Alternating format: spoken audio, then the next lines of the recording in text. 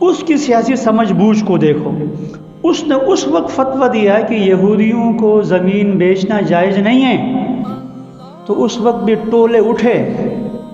یہودیوں کے چیلے اٹھے اور انہوں نے کہا کہ یہ حضور نے تو یہودیوں کے ساتھ میثاق کیا تھا، حضور نے یہودیوں کے ساتھ یہ منعقد تعلقات رکھے تھے، حضور نے تو وفات کے وقت زیرہ رکھی ہوئی تھی، یہ اس وقت بھی مخالفت کی۔ یہ نہیں جانتے تھے تھانوی رحمۃ اللہ تعالی نے جو فتویٰ دیا تھا وہ صرف یہودیوں کے ساتھ لین دین کا مسئلہ نہیں تھا، وہ آپ کے پاؤں کے نیچے سے زمین خرید رہے تھے۔ کرتے کرتے پھر یہ ہو گیا کہ وہاں ان کی آبادی ہو گئی اور وہ کچھ ہو گئے جو کچھ ہو رہا ہے۔ ہو بہو یہی پوزیشن آج سے چند سال 2-3 سال ہو گئے ہیں ہمارے انڈیا والے کشمیر میں ہو رہا ہے۔ انڈیا والے کشمیر میں مستقل ہمارے مجاہدین بھائی جو ہے وہاں مزاحمت، انڈیا کو ناکو چنے پہ چپوائے، تو اب انڈیا یہ کر رہا ہے وہاں ہمارے کشمیری مسلمان بھائیوں سے زمینیں خرید رہا ہے، ہندوؤں کو آباد کر رہا ہے، مسلمانوں کو اقلیت میں تبدیل کرنے کے لیے۔ آج بھی وہ حکیم الامت کا روحانی بیٹا، حکیم الامت کا روحانی بیٹا مولانا شیخ الاسلام مفتی تقی عثمانی صاحب نے فتویٰ دے دیا کہ کشمیر والوں ہندوؤں کو زمین بیچنا حرام ہے، جائز نہیں۔ یہ ہوتا ہے۔ تو سیاسی علماء کرام 30 سال پہلے بھانپ لیتے ہیں کیا ہونے والا ہے، اور جب اس طرح کی کوئی بات ہوتی ہے تو ہمارے لوگ جو ہے ان کے خلاف اٹھ کھڑے ہو جاتے ہیں۔ اور اس طریقے سے انہوں نے وہاں یہودیوں کو دنیا جہاں سے لا کے بسایا، وہاں پر لا کے بسایا۔ اور یہ یاد رکھیں ان کا پلان صرف اور صرف فلسطین نہیں ہے، پلان صرف فلسطین نہیں ہے، اللہ کی قسم نہیں ہے، محمد مصطفیٰ صلی اللہ علیہ وسلم کے شہر تک پہنچنا ہے، خیبر تک پہنچنا ہے، مدینہ منورہ تک ان کا ارادہ ہی ہے۔ یہ تو الگ بات ہے مدینے میں نہیں پہنچیں گے، آخری زمانے میں آئیں گے، فرشتے کھڑے ہوں گے، لیکن ان کا تو پلان وہاں تک کا ہے۔ وہ اگر انہوں نے وہاں پہنچنا ہے تو اب بتاؤ، اللہ نہ کرے 1000 مرتبہ نہ کرے، کروڑ مرتبہ نہ کرے، ہماری زندگی میں کوئی ایسا ناخوشگوار واقعہ پیش آ جائے، مدینہ منورہ تک اگر یہودی پہنچ جائیں، میں ہم پاکستان والوں سے پوچھتے ہیں، ہم اپنے فوج سے پوچھتے ہیں، بتائیں اس وقت کیا اس وقت بھی آپ سب سے پہلے پاکستان کے خاموش بیٹھیں گے؟ تو جب کتے کو یہاں آنے کیوں دے رہے، اس کتے کو وہاں کیوں نہیں روکتے؟ شیخ سعدی کہتا ہے جب کہیں نہر سے ٹوٹتی ہے تو شروع میں اگر پانی نکل جائے ایک پتھر بھی رکھو تو وہ پانی رک جاتا ہے، لیکن جب وہ ایک دفعہ شگاف بنا دے نا، پھر پھیل جائے، تو پھر بعد میں آپ کچھ بھی ڈال لیں پھر وہ شگاف رکتا نہیں ہے۔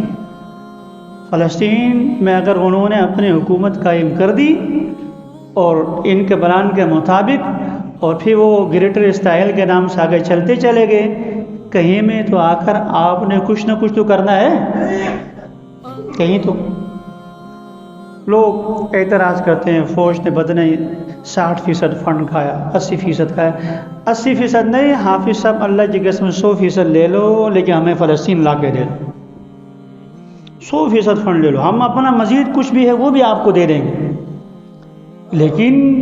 وہ دن تصور کر کے ہم کانپ جاتے ہیں، خدا نہ خواستہ گنبد خضرا تک ان کی گولیوں کا اثر پہنچ جائے۔ جیسے گزشتہ جمعے میں نے عرض کیا تھا، دنیا میں آئے ہوئے جنت کے پتھروں میں سے ایک پتھر وہ صخرہ بھی ہے وہاں موجود، ان کی بے حرمتی ہو رہی ہے۔ اور اگر یہ حالات اس طریقے سے اندازہ کرو، جس طریقے سے بمباریاں چھوٹے بچوں پر اور ہسپتالوں میں وہ کر رہا ہے، اگر کوئی مسلمان ملک نہ ہو بالفرض والمحال غلطی سے بھی ایسا کرتا تو، مسلمان اگر ملک کوئی غلطی سے بھی ایسا کرتا تو، لیکن یہاں کیا ہے، الکفر ملت واحدہ، بس رسول اکرم صلی اللہ علیہ وسلم نے جو پیشن گوئیاں کی تھی نا، حضور صلی اللہ علیہ وسلم چونکہ نبی قیامت تک کے لیے ہے، وہ صرف اور صرف جو ہے مکہ مکرمہ مدینہ منورہ اور اس زمانے کے لیے نہیں تھے، قیامت تک کے لیے حضور کے معجزات کا ظہور آئے روز ہوتا جاتا ہے۔ حضور صلی اللہ علیہ وسلم کی نبوت لامحدود، اسی طریقے سے آپ کے معجزات بھی لامحدود۔ جو پیشن گوئیاں حضور نے فرمائی تھی، ہاں زمانہ آئے گا یوشک ان تداع الناس وقت آئے گا لوگ تمہیں کھانے کے لیے ہر طرف سے بلائیں گے، ایک ایک کر کے کھائیں گے، تمہیں نوچیں گے، اور تم بس موت، خوف، وہن اور دنیا کی محبت میں محض اس بنیاد پر امریکہ ناراض ہو جائے گا۔ لن ترضى عنك اليهود ولا النصارى حتى تتبع ملتهم، وہ تم سے اس وقت تک ناراضی ہو ہی نہیں سکتا جب تک آپ اس کے مکمل تابعدار نہ بن جائیں۔ اور یہودی تو ایسی بدنسل قوم ہے کہ آج اگر ہمارا کوئی غیر مسلمان ہو جائے، کلمہ پڑھے لا الہ الا اللہ محمد رسول اللہ، ہم سب کا عقیدہ ہے کلمہ پڑھنے کے ساتھ پچھلے سارے گناہ معصوم ہو گئے، جیسے ماں کے پیٹ سے بھی پیدا ہو گیا ہو، ہم سب سے نیک صالح وہ، ہمارا عقیدہ یہ ہے۔ لیکن ان کے ہاں کیا ہے، آپ اگر یہودی بن جائیں بن ہی نہیں سکتے، آپ ان کے غلام کی حیثیت سے تو رہیں ٹھیک، لیکن یہودی نہیں بن سکتے، یہودی نسلی چیز ہے، نہیں بن سکتے، یہودی بن ہی نہیں سکتے۔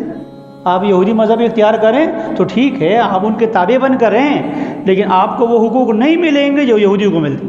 نہیں ہے۔ پھر